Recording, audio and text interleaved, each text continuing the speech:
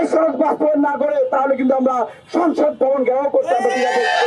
বর্তমান সরকার 2000 শহীদের রক্তের উপর দাঁড়িয়ে গঠিত একটি সরকার, কিন্তু আমরা দেখতে পাচ্ছি সরকারে বসে গিয়ে মন্ত্রিসভা গঠন করে তারা জুলাই সনদকে বিদ্যাঙ্গুলি দেখাতে চায়। আমরা রাজু ভাস্কর্যের এই পাদদেশ থেকে স্পষ্ট বলতে চাই, 68% মানুষের রায়কে বিদ্যাঙ্গুলি দেখার ক্ষমতা আপনাদের নাই।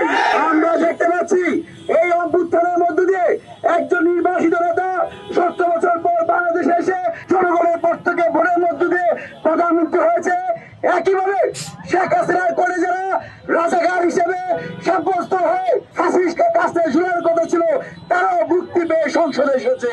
জুলাই সনদ গণভোটের রায় বাস্তবায়নের পক্ষে কোন প্রকার গরিবময়ী ছাত্র জনতা মেনে নিবে না। আমরা আজকে এই রাজু ভাস্কর্যের পাদদেশে বলতে চাই, সরকার ইতিমধ্যেই জুলাই আন্দোলনকারীদেরকে দায় মুক্তি দিয়েছে, আমরা তাদেরকে সাধুবাদ জানাই। সরকার আওয়ামী লীগকে সন্ত্রাস বিরোধী আইনে নিষিদ্ধ করে তাদেরকে আইন প্রণয়ন করেছে, আমরা তাদেরকে সাধুবাদ জানাই। কিন্তু ইতিমধ্যে দেখতে পেয়েছি মানবাধিকার কমিশন সুপ্রিম কোর্টের যে বিচার বিভাগ প্রক্রিয়া সেই বিষয়গুলোকে নিয়ে খেলাধুলা শুরু করেছে। আপনারা তো 2025 সালের 19 নভেম্বর সংসদের দক্ষিণ প্লাজায় 25টি রাজনৈতিক দল বিএনপি, জামাত, গণঅধিকার থেকে শুরু করে যে ঐতিহাসিক দলে দলিলে স্বাক্ষর করেছেন, নিজেদের সুবিধা অনুযায়ী সেই দলিলকে আপনারা বিদ্যাঙ্গুলি দেখাতে পারেন না। আমরা সরকারের প্রতি আহ্বান জানাই, বিরোধীদের প্রতি আহ্বান জানাই, অনতি বিলম্বে সংসদে জুলাই সনদ আইন বাস্তবায়ন করতে হবে।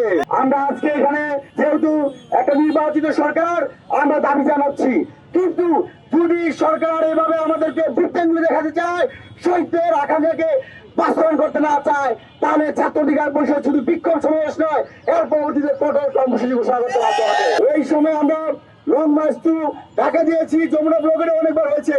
এবার কিন্তু যদি সরকার আমাদের জুলাই সনদ বাস্তবায়ন না করে তাহলে কিন্তু আমরা সংসদ ভবন ঘেরাও করতে হবে।